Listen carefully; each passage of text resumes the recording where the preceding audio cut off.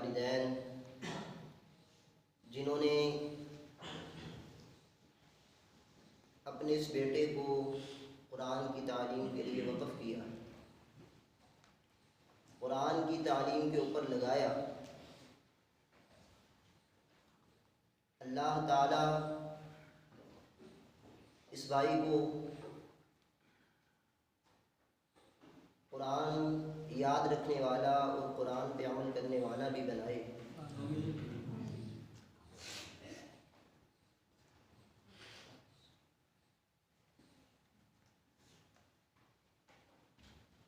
اور میرے اس بھائی کو اللہ تبارک و تعالیٰ اپنے والدین کے لیے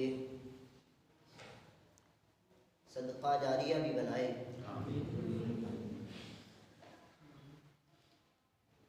قرآن ایک ایسی کتاب ہے جو سب کتابوں سے اعلیٰ ہے، جو سب کتابوں سے بالا کتاب ہے۔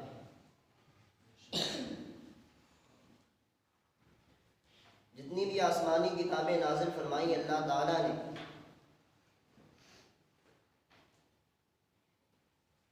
کوئی کتاب بھی اپنی اصل شکل کے اندر محفوظ نہیں ہے،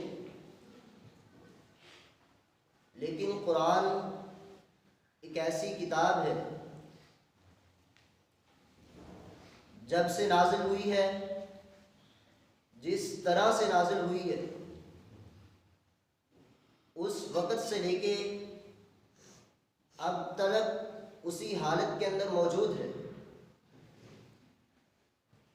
اور اسی طرح محفوظ ہے جس طرح رسول اللہ صلی اللہ علیہ وسلم پر پہلے دن نازل ہوئی تھی۔ اس کی وجہ یہ ہے کہ اس قرآن کی حفاظت کی ذمہ داری بھی اللہ تبارک و تعالیٰ نے خود اٹھائی ہے۔ اِنَّا نَحْنُ نَزَّلْنَا الذِّكْرَ وَإِنَّا لَهُ لَحَافِظُونَ۔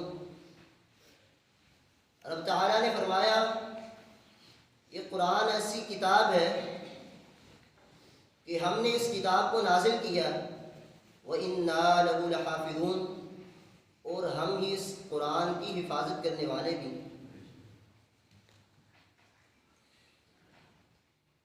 قرآن کی فضیلت، قرآن کی شان، یہ تو بہت ہی اعلیٰ ہے۔ قرآن صرف پڑھنے کی فضیلت کیا ہے؟ رسول اللہ صلی اللہ علیہ وسلم نے فرمایا من قرأ حرفا من کتاب اللہ فلہ بہ حسنۃ والحسنۃ عشرۃ امثالها۔ جو شخص قرآن مجید کے ایک حرف کی تلاوت کرتا ہے فَلَهُ بِهِ حَسَنَةٌ وَالْحَسَنَةُ عَشْرَةُ أَمْثَالِهَا۔ رسول اللہ صلی اللہ علیہ وسلم نے فرمایا ایک حرف کی تلاوت کے بدلے میں اللہ تبارک و تعالیٰ اس کے نامہ اعمال کے اندر ایک نیکی لکھ دیتے ہیں، اور ایک نیکی 10 نیکیوں کے برابر ہے۔ گویا کہ قرآن کی تلاوت، قرآن کے ایک حرف پڑھنے پہ اللہ تبارک و تعالیٰ انسان کو، ایک مسلمان شخص کو 10 نیکیاں عطا فرماتے ہیں۔ اور جیسا کہ آپ نے حدیث مبارکہ سنی کہ یہ تو قرآن کی فضیلت تھی، قرآن پڑھنے کی فضیلت تھی۔ اب وہ شخص جو اس قرآن کو پڑھنے والا ہے، اس کی فضیلت کیا ہے؟ رسول اللہ صلی اللہ علیہ وسلم نے فرمایا خیرکم من تعلم القرآن وعلمہ، کہ تم میں سب سے بہترین، سب سے اعلیٰ شخص، سب سے اونچے مرتبے والا شخص وہ ہے من تعلم القرآن وعلمہ، جو قرآن کو سیکھنے والا ہے، قرآن کو یاد کرنے والا ہے، قرآن کو پڑھنے والا ہے، قرآن کی تعلیم کو حاصل کرنے والا شخص، یہ سب سے اعلیٰ ہے۔ یہ کائنات کے پیغمبر، کائنات کے امام جناب محمد رسول اللہ صلی اللہ علیہ وسلم اپنی زبان اطہر سے یہ بات ارشاد فرما گئے ہیں خیرکم من تعلم القرآن جس شخص کو بھی اعلیٰ سمجھے، دنیا والے جس شخص کو بھی بالا سمجھے، دنیا والے مرتبے کا کوئی بھی مقام کا کوئی بھی پہلو طے کر لیں، لیکن قرآن پڑھنے والا شخص سب سے اعلیٰ شخص ہے۔ وَعَلَّمَهُ، اور دوسرے نمبر پہ رسول اللہ صلی اللہ علیہ وسلم نے فرمایا جو قرآن کو سکھلانے والا ہے، قرآن کی تعلیم دینے والا ہے، وہ قاری قرآن جو بچوں کو پڑھانے والا ہے، فرمایا وہ شخص بھی سب سے اعلیٰ ہے۔ تو گویا کہ رسول اللہ صلی اللہ علیہ وسلم نے اپنی اس حدیث مبارکہ کے اندر دو طرح کے لوگوں کو سب سے اعلیٰ، سب سے اونچے مرتبے والا قرار دیا ہے، ایک قرآن پڑھنے والا اور دوسرا قرآن کی تعلیم دینے والا شخص۔ وہ قاری قرآن جو لوگوں کو قرآن سکھلاتا ہے۔ تو میرے بھائیو، قرآن پڑھنے والا سب سے اعلیٰ شخص ہے۔ تو یہ قرآن پڑھنے والے کی ایک فضیلت ہے جو رسول اللہ صلی اللہ علیہ وسلم نے اپنی زبان اطہر سے ارشاد فرمائی اور لوگوں کو بتلائی، تاکہ لوگوں کو یہ بات سمجھ آ جائے کہ دنیا کے اندر اگر اعلیٰ بننا چاہتے ہو، دنیا کے اندر آخرت کے اندر کوئی مقام حاصل کرنا چاہتے ہو، تو خیرکم من تعلم القرآن، قرآن پڑھنے والے اور قرآن پڑھانے والوں میں شامل ہو جائیں۔ تو لہذا جو شخص بھی اللہ کے ہاں مقام حاصل کرنا چاہتا ہے، دو ہی رستے ہیں، قرآن پڑھنے والوں میں شامل ہو جائے یا قرآن پڑھانے والوں میں شامل ہو جائے۔ جو شخص ان دو رستوں پہ چل پڑتا ہے، وہ شخص دنیا والوں کے ہاں اعلیٰ ہو یا نہ ہو، دنیا والوں کے ہاں اس کی قدر ہو یا نہ ہو، لیکن اللہ کے ہاں وہ سب سے اعلیٰ ہے، اللہ کے ہاں وہ سب سے بالا ہے، سب سے اونچے مرتبے پہ وہ فائز ہے۔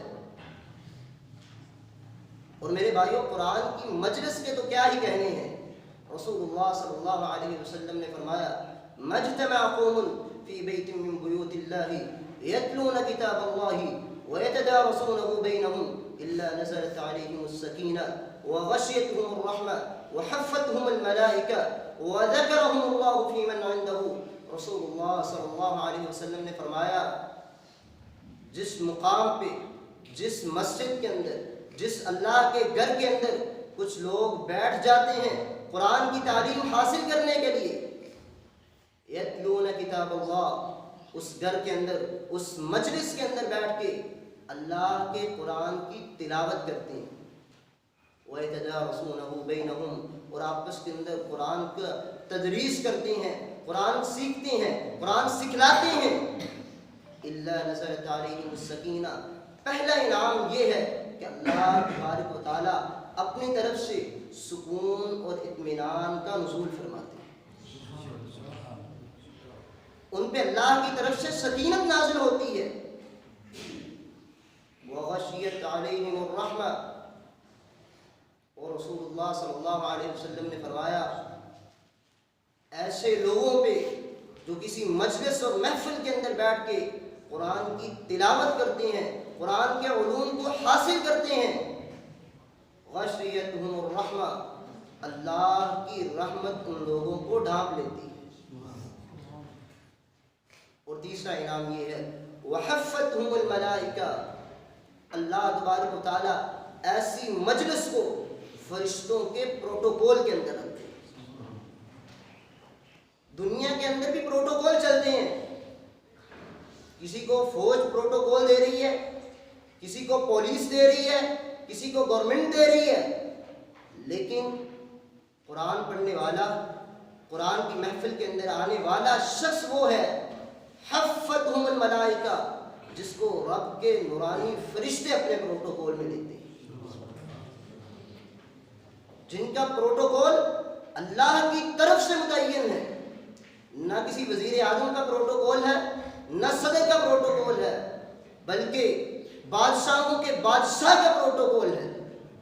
حفتہم الملائکہ، رسول اللہ صلی اللہ علیہ وسلم نے فرمایا اس مجلس کو فرشتے اپنی گھیرے میں لے لیتے ہیں، اپنی حفاظت میں لے لیتے ہیں۔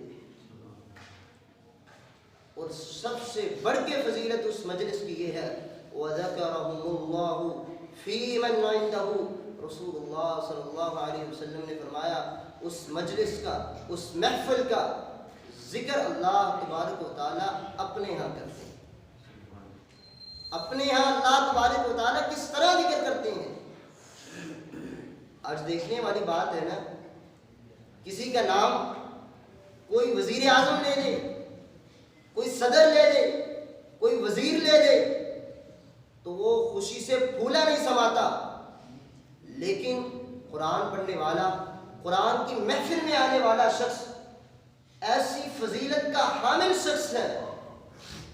رسول اللہ صلی اللہ علیہ وسلم نے فرمایا وَذَكَرَهُمُ اللَّهُ فِي مَنْ عِنْدَهُ، اللہ تبارک و تعالیٰ اس شخص کا ذکر اپنے فرشتوں کی محفل کے اندر کرتے ہیں، فرشتوں کی مجلس کے اندر اللہ تبارک و تعالیٰ خود اس کا ذکر کرتے ہیں۔ تو میرے بھائیوں، یہ وہ شخص ہے جو کسی جگہ پہ بیٹھ کے، کسی مجلس میں بیٹھ کے قرآن کی تلاوت کرتے ہیں، قرآن سیکھتے ہیں، قرآن سکھلاتے ہیں۔